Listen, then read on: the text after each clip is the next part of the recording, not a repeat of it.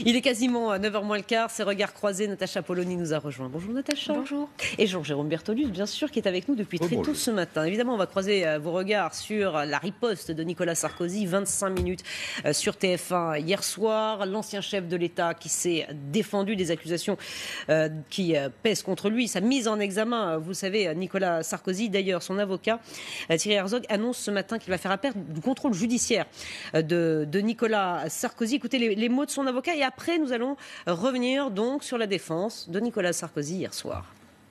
C'est une affaire dans laquelle il y a eu des informations qui ont été volontairement distillées depuis plusieurs années et il est temps maintenant que il soit fait place à la vérité judiciaire plutôt qu'à la vérité médiatique avec des guillemets. C'est même une opération, et je le démontrerai, une opération qui est montée de toutes pièces. Voilà donc pour les mots de son avocat, voilà qui évidemment prend la défense de son client. Natacha, je vais commencer par vous. Comment avez-vous trouvé Nicolas Sarkozy hier soir ? Écoutez, c'est toujours très compliqué de répondre à une question pareille parce que je pense comme beaucoup de gens qui ont regardé cette séquence, je ne suis pas plus avancée. C'est-à-dire que Nicolas Sarkozy a mis en avant des arguments. Et en effet, ils sont tout à fait audibles. Il a été extrêmement, extrêmement offensif. Il a employé des mots qu'on a d'ailleurs déjà l'impression d'avoir entendus. Et c'est ça qui est terrible avec Nicolas Sarkozy, c'est qu'on a l'impression d'avoir déjà vécu cette scène. Et ça fait partie aussi d'une des problématiques. Oui, il a déjà été amené à s'expliquer sur un plateau de télévision parce qu'il était accusé. Et donc à chaque fois, on a ce même genre de choses, l'idée de complot médiatique, les juges qui en feraient trop, l'acharnement, avec là en plus toute la rhétorique autour de la bande à Kadhafi, des mots extrêmement forts. De bande d'assassins. Voilà. Bon, tout ça nous dit quoi ? Mais rien sur le fond. Puisque les contradictions du dossier, nous les connaissons, en effet, elles existent, il y en a, nous attendons simplement la suite. Alors, ce qu'on peut dire, c'est que Nicolas Sarkozy est dans une stratégie, qui est une stratégie de prise à témoin de l'opinion. En effet, il va s'agir pour lui de démontrer que c'est un complot médiatique, que les juges sont partiaux, tout ce qu'on veut, en attendant de savoir s'il y a des preuves tangibles. Pour l'instant, de fait, les preuves tangibles ne sont pas là puisqu'il y a simplement des témoignages. Voilà, c'est tout ce qu'on peut dire. C'est-à-dire que nous sommes, nous, citoyens, pris en otage et nous sommes obligés d'attendre de voir ce que la justice va donner. Jean-Jérôme. Oui, ce qui est intéressant dans les propos de Maître Herzog également ce matin, c'est qu'il fait référence effectivement à ces informations distillées comme hier soir, l'ancien chef de l'État faisait état des calomnies qui traversent certaines rédactions. Premier constat, Nicolas Sarkozy. Enfin, il visait en particulier Mediapart. Certaines rédactions, il faut dire Mediapart, mais c'est vrai que Mediapart et Le Monde ont révélé quelques minutes après sa garde à vue, la garde à vue de Nicolas Sarkozy. Ce qui est intéressant, le premier constat qu'on peut faire, c'est que en fait, on est d'ores et déjà dans une guerre médiatique. Parce que Nicolas Sarkozy a fait quoi hier ? Il est allé sur la première chaîne de télévision, en tant que, bien sûr, ancien président pour défendre son honneur, mais d'abord en tant qu'avocat, ancien avocat, et présentement avocat de lui-même. Et ce qui est très intéressant, c'est qu'hier soir, en fait, l'exercice consistait en quoi ?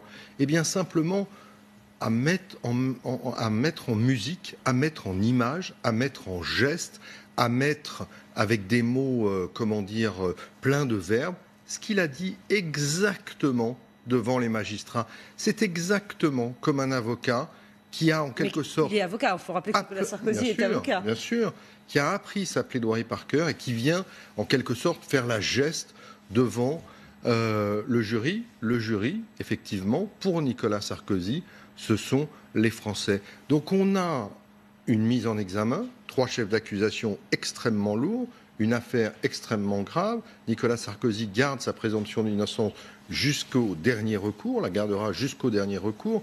Mais dans cette affaire extrêmement grave, on est, comment dire, dans une vitrine médiatique qui est assez étonnante, je dois dire. Oui, enfin, nous le disons, vitrine médiatique, parce que pour l'instant, nous ne savons rien. Et ce qui est étonnant, c'est que entre le moment où Nicolas Sarkozy a lu ce texte devant les juges et le moment où il était sur le plateau de TF1, il a été mis en examen.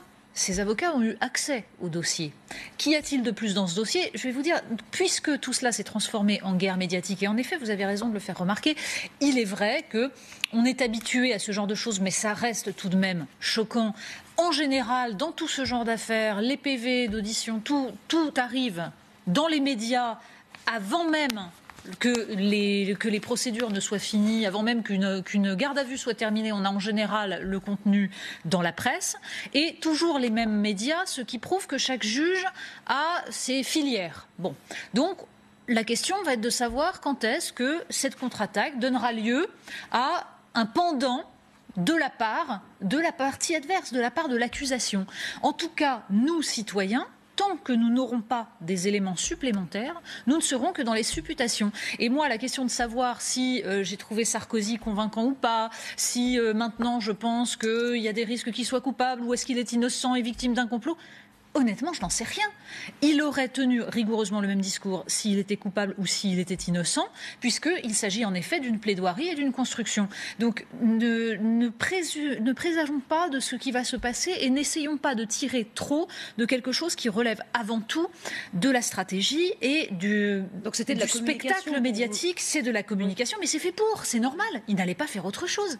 Là, il est dans une conquête faire la justice de l'opinion. Alors, la question est de savoir pourquoi il est absolument nécessaire de convaincre les Français. Après tout, Nicolas Sarkozy n'est plus candidat à quoi que ce soit, il n'a plus rien. Mais tout de même, il est en train de jouer sa place dans l'histoire de France. Les chefs d'accusation sont absolument majeurs, sont dramatiques. Donc là aussi, je ne me pose même pas la question de savoir s'il veut revenir en politique, pas revenir en politique. Ça n'est pas le problème. Le problème, c'est de savoir si l'opprobre sera jeté ou pas sur ces quelques années où il a été président de la République et de façon gravissime. Donc on comprend qu'il ait besoin de prendre à témoin l'opinion. Mais encore une fois, c'est une prise à témoin qui ressemble à une prise d'otage puisque nous ne savons rien. Oui, un petit mot. C'est vrai que la question a-t-il été convaincant est difficile parce qu'il y a eu 5 ans d'enquête que les 3 magistrats, dont le juge Serge Tournaire, vont poursuivre leurs investigations tant que Serge Tournaire sera au pôle financier. Donc véritablement, que ce soit moi en tant que téléspectateur ou en tant que journaliste politique, je ne peux pas répondre sur le fond de l'affaire. On a juste vu hier un avocat, un ancien président, tenter de défendre son honneur et surtout prendre à témoin les Français.